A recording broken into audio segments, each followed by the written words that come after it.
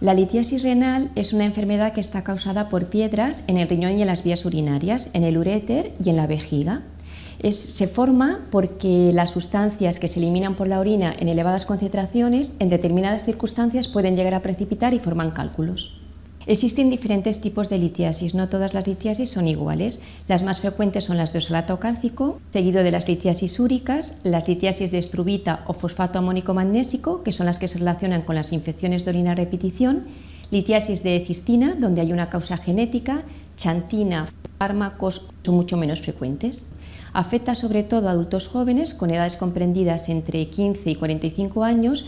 A partir de los 65 años es poco frecuente que se manifieste la enfermedad litiásica. Lo que es muy importante es que es una enfermedad con alta probabilidad de recidiva. Aproximadamente el 50% de los pacientes al cabo de 5 años van a tener un nuevo episodio litiásico.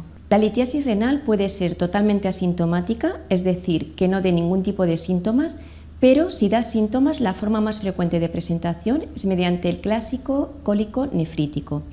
Es un conjunto de síntomas que se caracterizan porque empieza todo con un dolor lumbar, la zona derecha o izquierda, de forma brusca, que tiene oscilaciones con intensidades que aumentan y disminuyen, y que este dolor se puede desplazar hacia el abdomen, incluso hacia el área genital, vulva o pene. Suele ir acompañado de náuseas, de vómitos, de palidez, de sudoración y de síndrome irritativo miccional, síntomas parecidos a lo que se tiene en una cistitis urinaria. Puede aparecer fiebre y esto es un síntoma de complicación de la litiasis con un proceso séptico que es grave.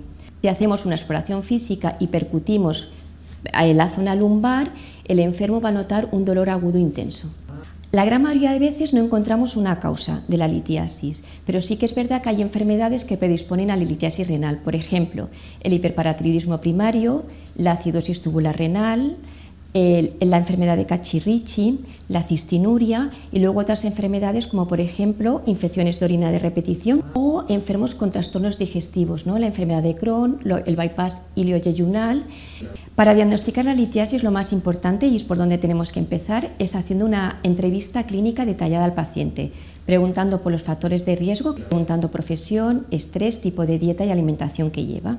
Después pasaremos a una exploración física y unas exploraciones analíticas en sangre y en orina, pero lo que nos interesa en realidad es poner de manifiesto la existencia de la litiasis, verla, y para eso utilizaremos técnicas de imagen, como son la radiografía simple de abdomen, la ecografía, tomografía axial computerizada, que se hace sin contraste y es el mejor método para diagnosticar la litiasis renal.